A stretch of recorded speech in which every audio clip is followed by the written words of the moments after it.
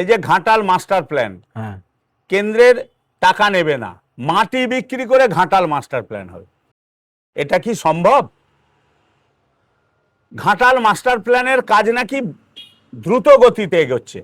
কি হচ্ছে না, আপনার পলসপাই খালে 2টি ব্রিজ নির্মাণ হবে, চন্দেশ্বর খালে 2টি ব্রিজ নির্মাণ হবে, আর নদী বাঁধের উপর যেসব স্লুইস ছিল পুরনোটাকে ভেঙে নূতন করবে, সেটা নাকি ঘাটাল মাস্টার প্ল্যান। জলটা কোন দিক থেকে আসে?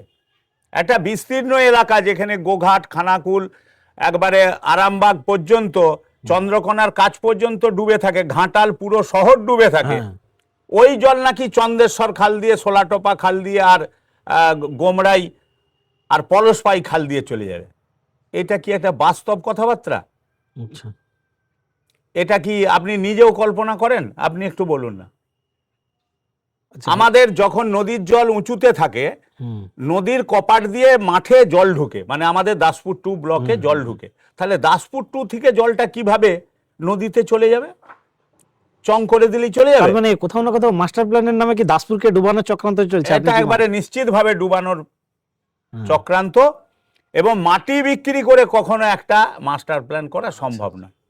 ঘাটালের নদীর যে পরিধি, তাকে যদি বাড়ানো না যায়, আর আপনারা নিশ্চয়ই জানেন, আপনি খুব বন্যার সময় যদি যেয়ে দেখেন, তার যে জলধারণ ক্ষমতা, মানে মাঠ ঘাট ডুবে যায়, সেই জলটা আমাদের ব্যারিকেড দিয়ে বাঁধে ঘেরা থাকে, তাহলে একবারে হাওড়া হুগলি পর্যন্ত ডুবে থাকে। তাহলে যদি সেই অত জল ডুবে থাকে, এই 3-4টে খালের ভিতর দিয়ে জল চলে যাবে, এ তো তার মানে বিপজ্জনক বিষয়। এবং নিশ্চিত থাকতে পারেন এটা করা সম্ভব নয় তৃণমূলের পক্ষে। দীপক অধিকারী থাকুক আর মমতা ব্যানার্জি থাকুক, উনি যদি আরো 50 বছরও থাকেন সরকারে, ঘাটাল মাস্টার প্ল্যান উনি করতে পারবেন।